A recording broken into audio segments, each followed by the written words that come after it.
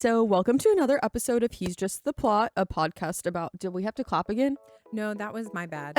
I just clapped. That was on me. I was excited. My bad. I suck. It's okay.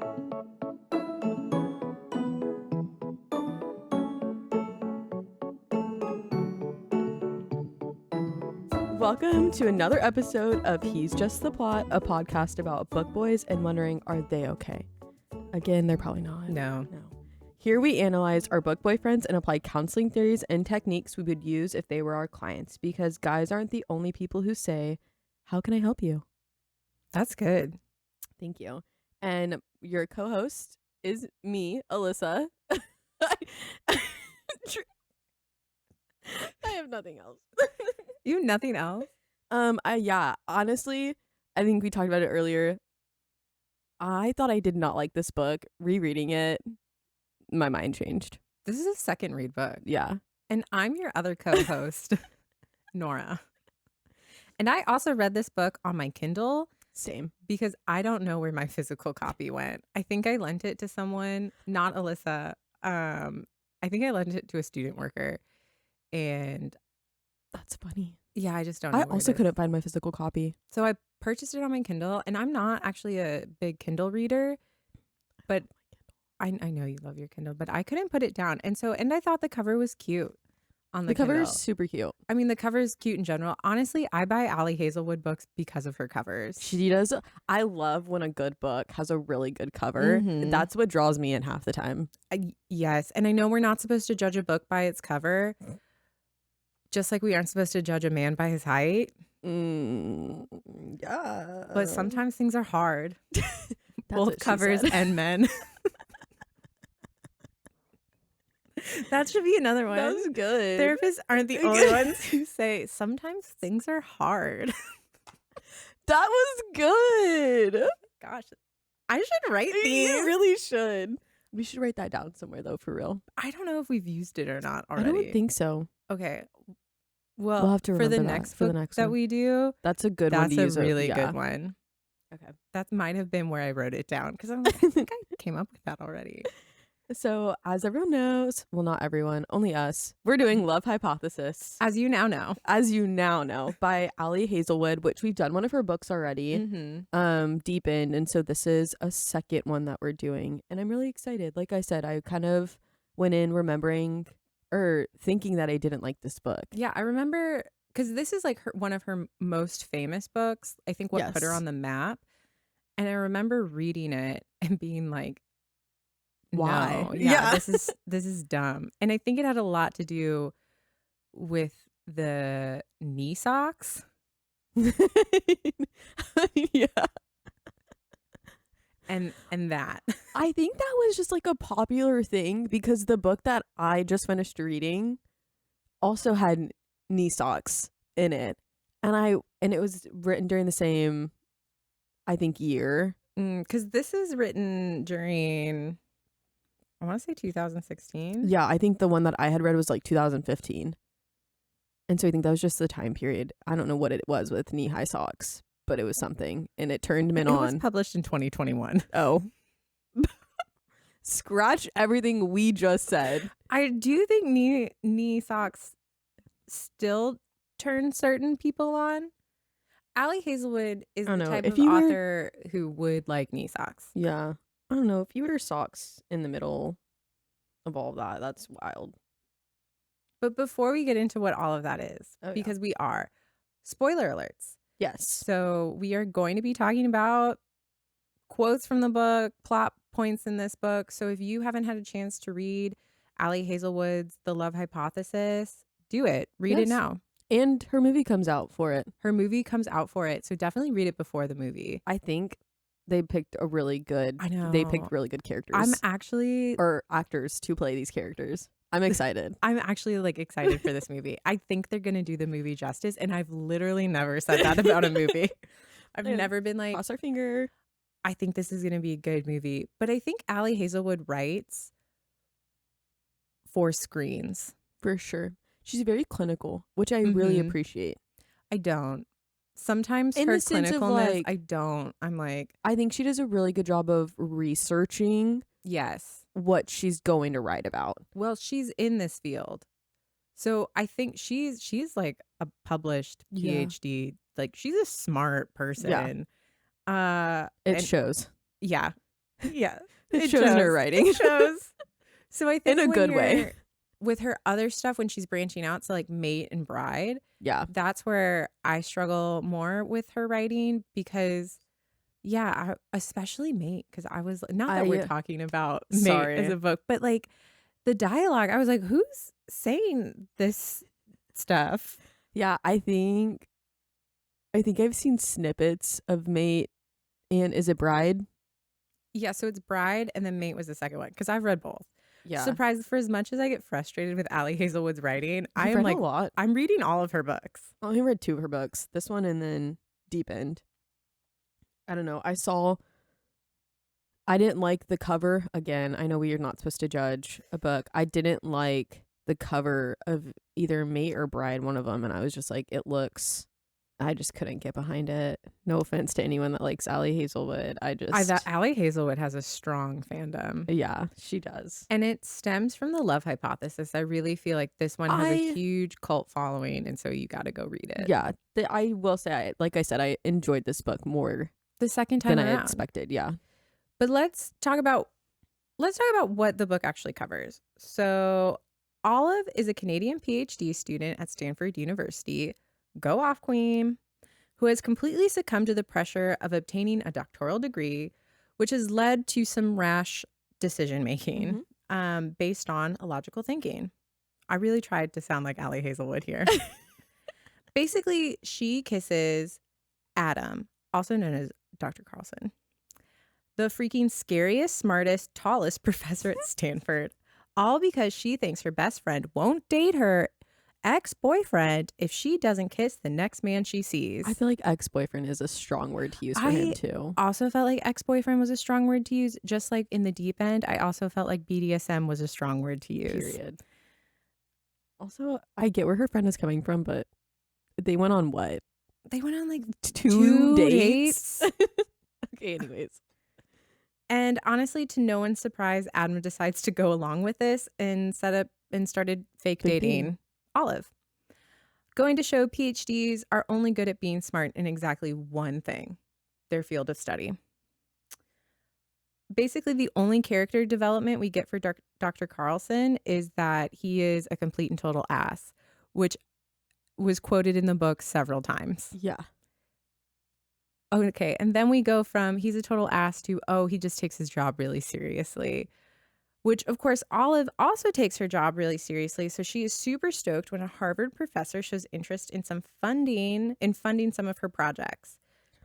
Turns out that professor is friends with Adam, because of course he is. Mm-hmm. And then it turns out that same professor from Harvard is also trying to recruit Adam. And it turns out Adam is thinking about going to Harvard for Olive because of Olive. And it turns out that all of this is third-party information because not a single person can actually communicate with each other in this book.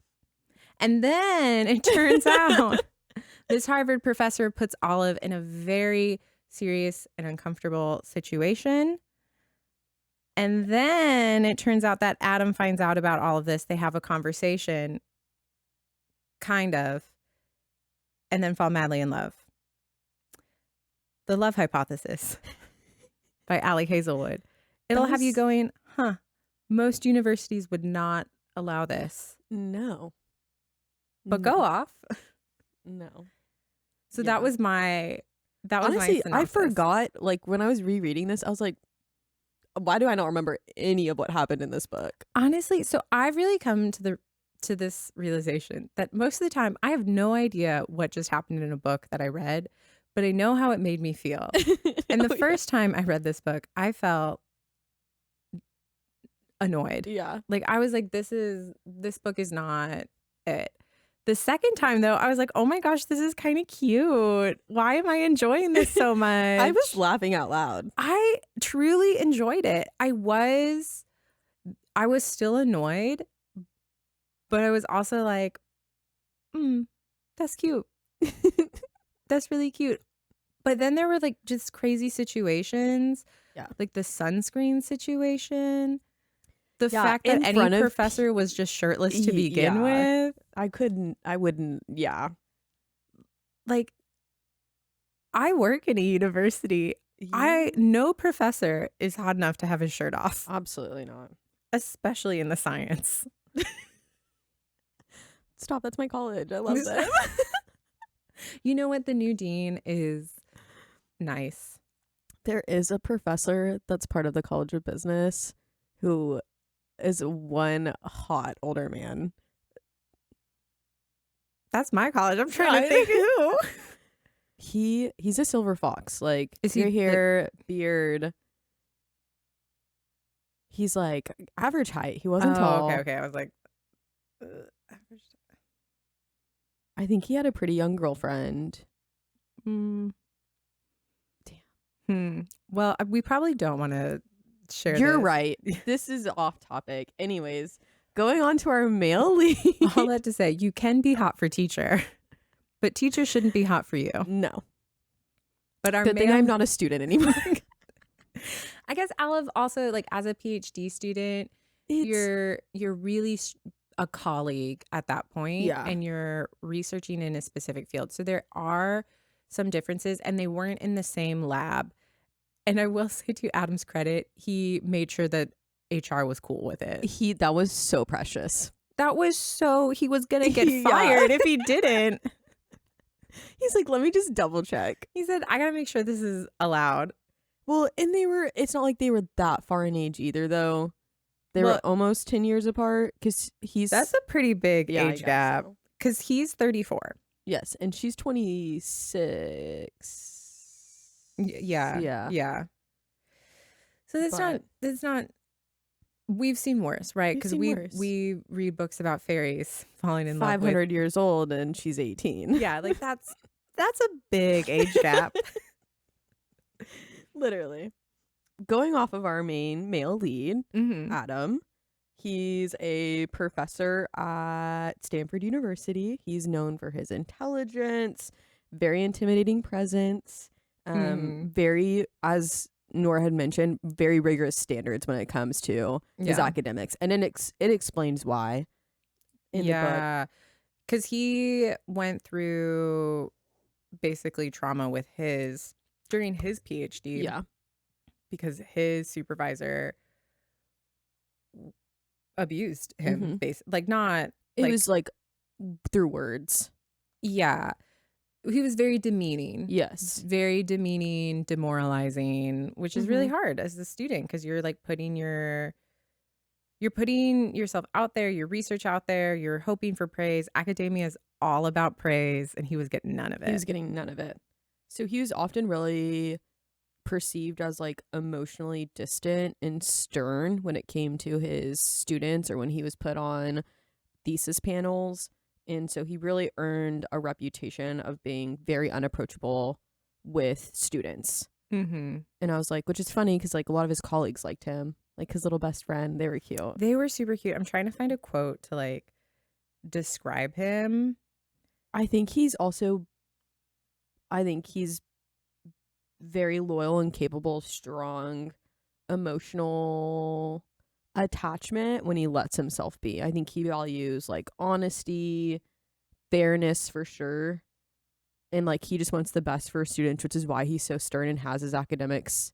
He's like, I want to make sure that we're producing researchers that are gonna that do was good. A whole lecture. Yes. Because basically what had happened, and like all of the things that I have highlighted, which I will say, like, Kindle is harder to like highlight and go back, because I'm trying to look for the stuff that I did too. Well, I'll make notes and realize it doesn't highlight the quote. It just gives me the note that I made, which Kindle's also hard to type on. So I'll be like, this is Trisha. I'm like, what? But like the biggest quote we have about Adam is that he's an ass. Like the whole department thinks he's an ass. Like every other page for the first 3 chapters, that's what it says about him. No, the entire book. Well, I think towards the end, you start to see Olive change. I think there's a quote in there where she said, Adam's not a nice guy, but he's nice to me sometimes. So we can see the character development of Adam. It's But kind of like basically, he's an asshole to everyone but me. pretty much, which I don't like that Yeah. trope. But I think when it came to a head was when Olive basically called him out because someone in her lab, one of her fellow PhD students, came in yelling at her. came in yelling at He was her like, your freaking boyfriend's such an asshole. because now I have to redo all of my experiments. And Adam was like, I don't want to talk to you about work, first which and is foremost. fair. I think it's important to have those boundaries. But also, here's why I'm very rigorous. Like, Yes.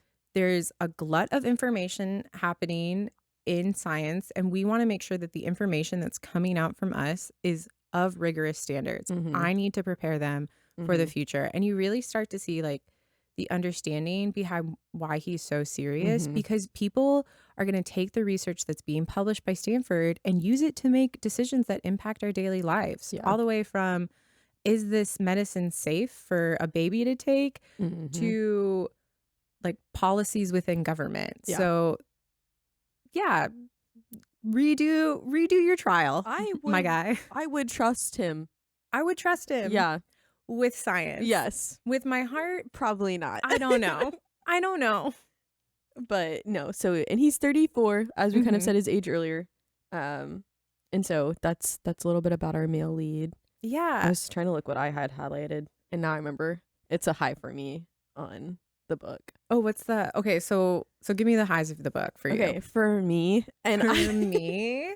For me, one of the highs, in all honesty, was Adam's sense of humor. What? I know, but his I don't sarcasm. Oh, okay. That's fair. I was laughing out loud. I had highlighted. I was like, "What did I highlight this for?" And now I remember. But when they were talking about, like, if they should do this fake dating situation or not. Oh my gosh, and he kept telling her he's going to write a Title IX report on her for sexually assaulting him. And I was like, honestly, she's not wrong. They had talked, she was like, oh, she was making sure, like, are you married or something? And he shrugged. He's like, my wife and 2 kids won't mind about this. And I was like, okay, Adam. And it was said, when he makes jokes, it's said so in like a serious tone. And like, I can just imagine it. And I was laughing out loud. I loved his humor in the book. I can't even lie. Every time he made little smart comments like that, I was cracking up. So I think that was a high for me. Yeah, I think that's I didn't think about that. Oh, you would have folded for sure. I would have folded. Yeah, the sarcasm gets me. I don't like when he kept calling her a smart ass. He's like, you smart ass. I was like, ugh. Yeah. I don't that's not the pet name that I want. No. Also, I just feel like there was so much behind it that I was like, ooh, okay, bro. Yeah. But my highlight is, honestly, I could really see Lily Reinhart playing Olive. Yes. Like, I'm telling you, I think they did a really good job picking these actors. Actually so excited to see this movie because I could visualize her in this role. And normally I like kind of struggle. Me too. And so I just kept I'm reading the book, getting more excited for the movie, which is crazy. I also really appreciated Adam calling Olive out for her insane thoughts, especially when, like, for the purpose of fake dating, when he called out her best friend for basically forcing her into these situations. He was like, that's not how friendship works. Also, you think your friend is going to stop being your friend if you're not fake dating me? What? Yeah. That's crazy. It's like irrational thoughts. Yeah. So I really appreciated how much, and this is a high and a low for me, because I appreciated how much guidance and like stability that Adam was able to offer Olive. For example, when the Harvard professor met with Olive and Adam, because Olive had like come into Starbucks and found out they were friends. And so the Harvard professor was like, okay, well, what makes your project cool? And Olive is like floundering because she's like, nothing in her life is cool. She doesn't even know what that word means. And Adam was like, what even kind of question is that? And then restructured it to be like, Why is this project important? What are the parameters that your project are trying to address? What are the goals? Like all of these Yeah. things. So Olive could like restructure her answers and answer the question. Mhm. And then I thought that was really cool and like a good teacher moment, professor moment. I was like, yes, that he's a mentor and I appreciate that. Yeah. But on the flip side, I think that's a low point because as Olive grows as a person, because I think she's immature, she's not fully mature in that she doesn't really trust herself and she doesn't really believe in herself. But I Mhm. think as that changes, I worry that there will be some resentment because Mm. Adam's main role for her is almost this kind of like father, mentor Yeah. figure. And when she doesn't need that, what does their relationship look like? And so Mhm. that wasn't addressed in the book. And this is like years from now. I'm already feeling sad for them. Um, but that's kind of where I felt like, okay, there's lots of room for growth for Olive, but where is Adam's room Yeah. for growth and development? I agree. And also Olive's literal obliviousness about everything. Yeah. That girl, Like she was book smart, she's so book smart, but the common sense. no common sense. Just the fact that she thinks, and like that also probably stems from her Yeah. childhood. And she has a deep seated fear of abandonment. But, like, it was exhausting. I was It like, was really "Not exhausting. everyone's going to leave you. You Yeah. have to trust that sometimes people are just gonna stay. Yeah. You got to. Yeah. Have a conversation." Actually, too, the fact she never talked to anyone about things, I was like, "If you just talk to people, you know, Mhm.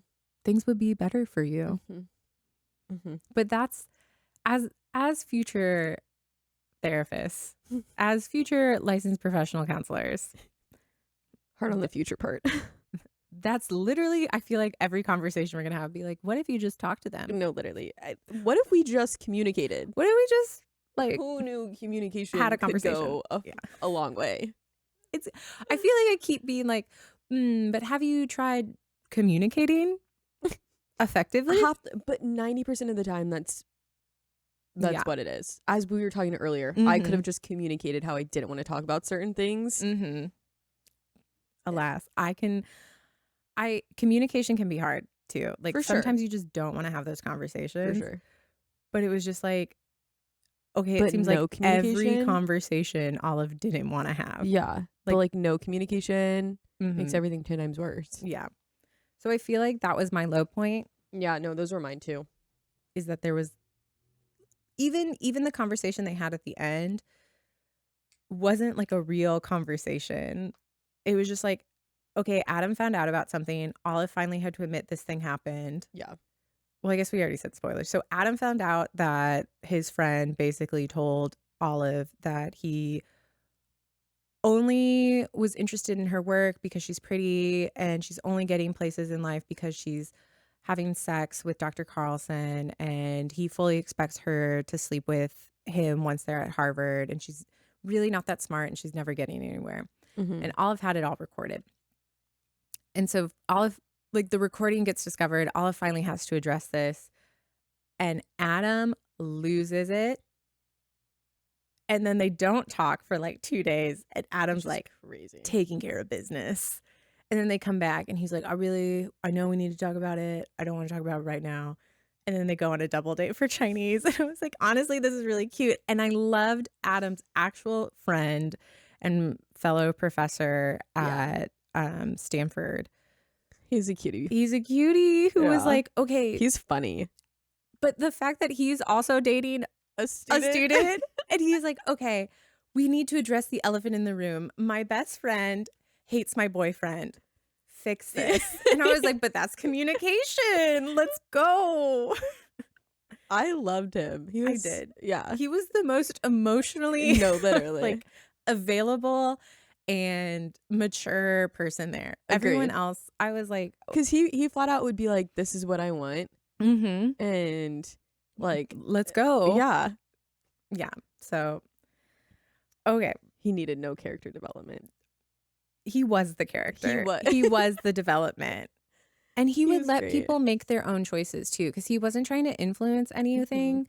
Like he told Olive to be careful of the Harvard professor, but he didn't. He wasn't like, you shouldn't be partnering up with him in a lab. He was just like, be careful.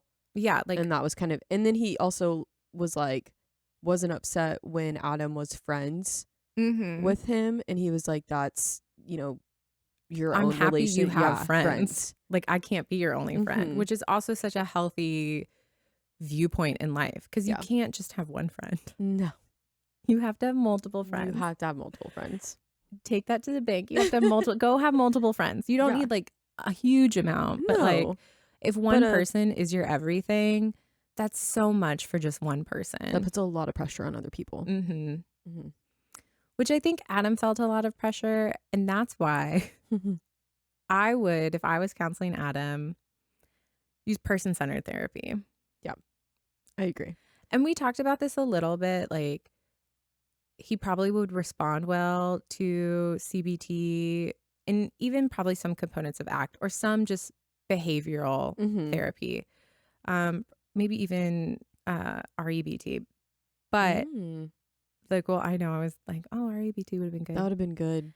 And we'll use REBT on some other characters, but for Adam, I think the big goal is to build a relationship, because I think that's the thing he struggles with the most.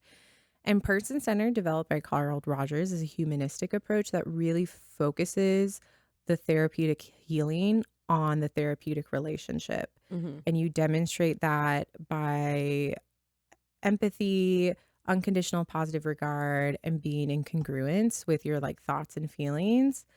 Like all Ali Hazelwood characters, I thought, is he autistic? But then if we're using person-centered, this is non-pathologizing. That's a hard word. That's a hard word. Which really, so like the point is the diagnosis can happen, but that's not the primary thing. So I didn't really want to focus on that. I really wanted to focus on just kind of the building of the relationship so that Adam's able to open up more and trust his feelings and communicate his feelings. And I think person-centered best addresses that.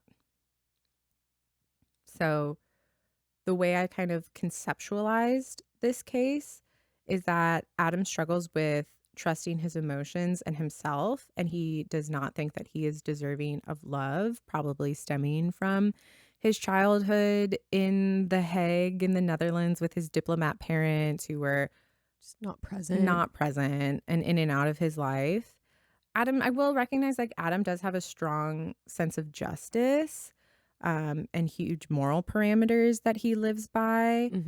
But some of that, I think, might also be him trying to protect himself around these morals. And so I think he can kind of be out of congruence. So he'll like have these thoughts and feelings of like, I want to be loved. I really like this girl. He's liked her for since years. He met her in the bathroom at her interview when she was going blind because her contacts were way too expired. And I know, I was like, wait, what? That is crazy. You put them back in your eyes? Like, how expired are they? I was with Adam on that. I was like, how expired are these? Just wear glasses. Like, at this point, I will say, like, I think he uses his values to protect himself because he doesn't feel like he's worthy of being loved or having a relationship. And so I would really want to work with him and show him this unconditional positive regard in our relationship and build just a strong alliance where he can open up, and then we can talk about, okay, see how we have this relationship. How can we replicate that relationship outside of the world of our therapeutic, of our session? Yeah, basically. No, I think that was a really good case conceptualization of him. And I agreed with the person-centered. I think, yes, I wonder if there is some like backbone to him being autistic. Mm-hmm. But at the same time, I think the whole point of person centered is just allowing him to like talk and like work through whatever's going. And that's creating a safe space for him to be able to do that. Mm-hmm. And I think that's what he needs more than focusing on like the diagnosis of it. I don't think it's I don't think it's a problem. I don't think it's a problem. No. And I think it's that's just like who he is. Yeah. Mm-hmm. I think that's a huge part of diagnosing Mm-hmm. and something we talk about in counseling too. Like we can diagnose and not tell a client too if we don't think it's going to serve a client's if it's not going to serve the client or be beneficial for them. The only reason we would diagnose is to help us understand tools and techniques that might be beneficial for that client to help them adjust. And I think the bigger thing for Adam is he really doesn't have that safe place to say, these are my thoughts, these are my feelings. Mm-hmm. Please don't tear them down. Yeah. And I don't even think he can fully identify maybe some of his feelings. So like one of the goals that I have is, and I put this in, I literally write my goals like a therapist. Client will be able to identify multiple emotions on the feelings wheel and where they are present on his body. Yeah. So I really wanted to use the feelings wheel with him just because I think graphics are important. It's something, it's like a tool, and I think he would appreciate the tool. So the feelings wheel, anyone can use this. It's basically all of the emotions, and you can have really basic ones from sadness and anger to depression, frustration. So it can get more complex, but you can start with like really simple, like happy, sad. And they help provide the words for various emotions. And then I like to attach those emotions to places on your body. So it can start with, let's do a body scan. So you'll start at your feet and kind of just start to notice, are there any aches? Are there any pains? Do you feel hot? Do you feel cold? And you work through your body. And maybe we identify like a tightness in the stomach. And then as we're talking, I'm feeling really nervous or tense. So now I can notice, oh, I'm feeling this tightness in my stomach. Is it triggering an emotion, or is this happening because of an emotion? Yeah. And so by being able to identify not just our emotions, but where they are on our body, it's kind of giving us that double protection of something's happening, whether it's, I know I'm angry and I'm about to feel it in my hands with tingling, or my hands are tingling. So I know that I'm getting agitated and angry and I need to be able to express that. So that's what I would do day one, is really start with, what are emotions and how do we identify them? Yeah. That's very similar to my goal one too, where I was like, the client becomes more comfortable with expressing emotions openly and honestly. And so like that ability to just name your emotion, really utilizing that will. And I think visuals and just being able to like, because sometimes even I have a hard time, like, well, I will stare at a feelings and be like, what am I experiencing right now? Because sometimes, you're like, I'm angry, but it's not just anger, it's deeper than that. So it's like figuring out what that is and then giving him the space to discover. Just be able to discover those emotions, and like an area where he doesn't feel judged, and an area where like he's able to do it without repercussions of anything. And that would have to be so novel for him, because academia is all about being judged and having repercussions for your work, like especially in the science field. Like that is such a cutthroat field. And like we are still, like, if you publish a work that is just not correct, we're still dealing with the consequences. Like, like people still think vaccines cause autism. And that was because an academic study was Tylenol causes autism. Because the studies that were done were not done properly, or were using skewed data. And so it creates a lot of pressure. And I think I really appreciated that Adam was like, no, we Mhm. have a lot of consequences towards our work, not just like, am I going to get published in Scientific America? Yeah. Like, Not am I just gonna be able to defend my thesis, my yeah, dissertation. It's it's like, oh, everything needs to is line up. polio going Yeah. to come back? No, I agree. So I think that's a really good point to make because I think he would be so uncomfortable in that space because that would be Absolutely. so foreign for him. Mhm. And then being able as a therapist to be like, I see that you're very uncomfortable. Like, Mhm. let's talk about that. Yeah. He'd be like, What's no. what sensations are you experiencing right now? Kind Mhm. of going into like, oh, I feel it in my stomach or I feel it in my hands tingling right now. Mhm. Absolutely. Yeah. And then I think once we're able to identify those emotions, how then do we create almost how do we use that information Mhm. to then talk about it, Mhm. to then advocate for ourselves? And so my second goal is client will be able to incorporate I statements into their everyday life to be able to address emotions in the moment that they are having them.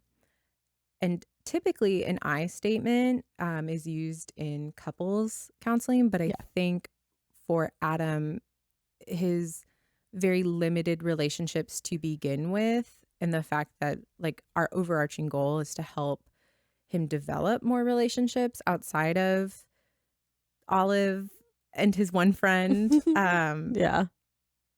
These I statements can help him uh, address and grow his friend group. I statements are also very formulaic, which I think as a scientist he would appreciate. And I think this is something any one of our readers and listeners, maybe you're reading the transcripts, could use. Yeah. And so you structure it, you start like, I feel, insert emotion, when, insert behavior, because, insert the impact. So I feel ecstatic when producer Drake edits our podcasts because that's something that I don't have to do. And it creates a really great quality work that we can share with everyone. And even if, like, and I know that's like probably a really cheesy example, and you can use these for hard conversations, but I also would stress, like, use it for the good conversations too. Like, you can also say, I feel happy when Mhm. Olive looks at me because it makes me feel warm inside. Like Yeah. that's also healthy communication because then Olive needs to know these things as well. Because I could see the two of them based on their lack of communication throughout the entire book, having a lack of communication in their relationship, For both sure. good and bad. Yeah. And you can't leave your partner in the dark. Mm-mm. Mm-mm. So Been there before. those are mine. I feel like I statements would really just help him Yeah. facilitate better I think conversations. honestly that leads into like my second goal too of the client's just ability to increase emotional vulnerability in close relationships, like being able to share like personal history and like talk about things from his past, but then also like talking about his emotional needs, like what Mhm. do you need in this moment that's gonna like help you. And he's so selfless in the He book. Like is. he keeps putting Olive's Olives. needs above his own. Mm-hmm. Like I think he would have even given up being a keynote speaker at the conference that they were at so he could go support her Yeah. if he hadn't if they If he hadn't known like right before yeah, that she like was, he would have tried to get yeah. out of it. And it's like, my God, Literally. it's wonderful that you want to support your partner. It really is. Absolutely. But you also need to care about yourself and your Mm-hmm. needs. And this is a huge achievement. Mm-hmm. And you can also be happy that you Mm-hmm. had this achievement. Yes. So, yeah, I think that's a really good. Mm-hmm. And I think vulnerability of like, I think had he communicated like, no, I was the guy you talked to in the bathroom, like Right? I'm just like, why be so secretive with it, like what. Mm-hmm. I just, yeah, I think your ability or his ability to talk about things and be vulnerable and talk about his emotional needs is really important in a relationship, because you have to both be able to do that. Like, it's, yes, I have my partner to worry about, but I also need to ensure that my emotional needs are being met too, as I'm meeting my partner's emotional needs. And so like there has to be that balance. And like you said, I feel like Adam was very just so selfless in the fact that like everything was about Olive. And I love that because, you know, as a man should. Go off. Yeah. We love a supportive man. Yes. But was it supportive? Was the support in detriment of his like of himself? Like not even just like, I think it's always nice to see. I think this is a really good part of a relationship when you are willing to take on like a minor inconvenience for your partner. Like, I don't like doing the dishes. Drake will take on doing the dishes. Yeah. It's not though, I don't like paying all my bills. So now Drake pays all of my bills and he can't afford his bills. Right? Like that's giving too much of yourself. And I totally agree. I think Adam is like on the cusp of that. Yep.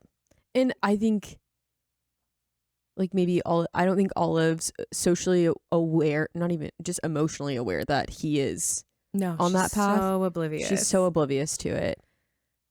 She's so smart. She's so smart.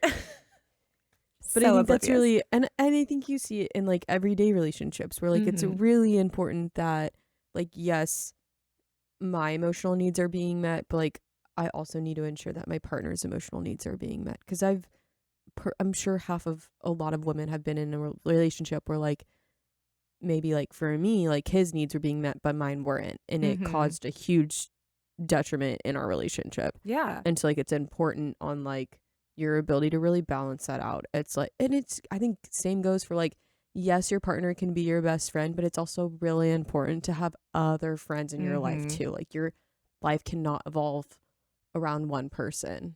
Yes. And I just think any type of relationship, I think also what's really interesting about this relationship is I do think Adam was the nurturer in this. And that's why I went back to like maybe that father or parental figure. Yeah, I agree. Because he even like packed a chocolate protein bar and he doesn't like chocolate, on the off chance that Olive might be hungry because she doesn't take care of herself. She wasn't eating because she was so nervous. He restructured the question for her. I think he did something else with regards to her PhD. He helped. Oh, this was a big thing that I actually really appreciated and got frustrated at Olive's current PhD faculty member. Her advisor, because her advisor had taken a step back for sure, but she wasn't acting like an advisor. So like he was giving her like ideas. He was like, you need to reach out to your advisor and ask her to reach out to her contacts to promote your work. And then her advisor was like, oh yeah, absolutely, Olive, 100%. But that should have been like the advisor being like, hey, I'm going to retire. Therefore, let's find you alternatives for labs. And so let me contact my contacts to see what we can do. Yeah. Because he made a good point of just like, you're a student. They're getting thousands of emails from students. They're not. Yeah. There's that off chance they might read your email. I think there were some things that Olive also didn't recognize that really frustrated me. Like she, yes, 100% put in the work, did this herself. But having Dr. Carlson, Adam, in her corner was also so impactful in the progress of her career, because it's like having someone who's been through it, has a lot of connections. And even though he's not like saying, here, use my lab, use my connections, he is saying, think about this approach. Yeah. Restructure it this way. Based on my experience, rephrase it this way. And so he even helps with like her PowerPoint or like her practicing for her presentation that she was going to give. He really took on more of the advising role that her advisor should have been. Which I think can be a bumpy road in a relationship like theirs. And I think that goes back to your goal with him of really express your needs too. Yeah. You are doing all of the nurturing and all of the caring. And I think every relationship can have that. And even though it was a man doing all of the nurturing and all of the caring, it's still like an emotional burden, and you need to be able to address that and take a step back from that, because the entire relationship for the rest of the relationship can't be like that. That's too exhausting. So really, and that's on communication. Like communication's half of what we talk about. That's all we talk about. And I think that's the best part about therapy, is really a lot of it is relearning effective communication skills and learning how to do it within the parameters of your personality, within the parameters of your emotional capability. And those are all going to be different, and they're all unique to you. Yeah. And like we don't have the same communication styles, and we don't have the same communication needs, but we work really hard to try and address those and change and adapt them. And so that's, that's one of my favorite parts about therapy. So yeah, we talk about needing to communicate a lot, but it's important. It's important, and it's so different for every person. Because clearly Adam can communicate, and he can communicate very effectively. He was a keynote speaker about science and about academia, and he's very passionate about helping students. But I need him to also be able to communicate his emotional needs, which he is completely put on the back burner. Doesn't feel like he even deserves to talk about them. And so building that emotional intelligence and then communicating it, I think, is going to be important. But I think that brings us to really what everyone's here for. Is he hot? Or is it trauma?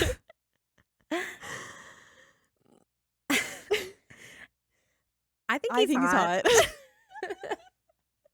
But I have a thing for academics. Yeah, honestly, I enjoyed it. Yeah. And he's not my type. He should be. He's your type. He's a tall white guy. He's your type. Yeah, that's true. You're right. He's my type. Yeah, no, I thought he was hot. I definitely think that there's room for growth. Yeah, but there's room for everyone to grow, right, and develop. Like we're all still developing as people, and like life experiences and all that. So I don't think it's trauma. I think he's just sarcastic and hot. I think he's hot. I think he would go to therapy, but not by choice. Like, I think Olive would be like, I think you need to go to therapy. He'd be like, okay, I'm immediately going to therapy. Calls a therapist. I'd like to book an appointment. Which I think reiterates our concern that like he is not thinking about himself. He needs to do it for himself. He might be too selfless. I think so. And I fear I would fold. Yeah, I would let overall, like, how I rate, is he hot or is he trauma too, I really have to think, would I let my friend date him? And I'd be like, absolutely. Yeah, I would definitely let my friend date him. This man will treat you like a princess. Absolutely. 100%. And that's all I want. That's all you can have. I'd be like, hi, Dr. Carlson, have you met my friend Alyssa? She wants to be treated like a princess. I do. So I would say 4 green flags on the reread. Yeah. I would have given it like 1 flag on the first read. And I'm like really struggling with why I hated this book the first time I read it. We talked about that too. Like, I like when we had first like talked about doing we this were like, book, the love hypothesis. We were both rolling our eyes. We're like, I guess. And then after reading it, I'm like, what did I read the first time? Yeah, I wonder what my state of mind must have been. I also wonder, I wonder if I'm getting it confused with another book that I didn't like. Love on the Brain, I didn't. I also read this book, I think, when it first came out. Yeah. I think in 2021, yeah. even though we were like 2016. I think it's just because everything feels like 2016 these It's days. that year, you It's know? that year. Oh, I miss But 2016. I The miss, music, the house parties. girl, I miss 2006. I The was 6 years recession. old. I was playing Wii upstairs in our loft. Exactly. That's the point. No care in the world while my parents were downstairs arguing about finances. And that's now I'm downstairs arguing about finances. I don't want this. Me too. I'm like, wait. Arguing with myself because it's just me. Yeah. I'm just being like, dang it, I did it again. And I'm overdrafted at the bookstore. I'm like trying to save up for a house by myself. I'm like, I need to get my like finances in order. I My feel dad's you. yelling at me to buy a new car, and I'm just like, I don't make enough money for this. That's fair. And I'm just over here like, I got to pay the deposit on the DJ. I need to pay the deposit on the caterer. We're having very different financial problems. Okay, And that's on being single. Well, I am paying for a wedding, and that's on being engaged. Honestly, that sounds really stressful. And then once we have the wedding, we'll be like, okay, how are we now we have to save for the house, and now we have to, should we both get new jobs? That's where I'm at. Yeah. Anyways, Stay reading.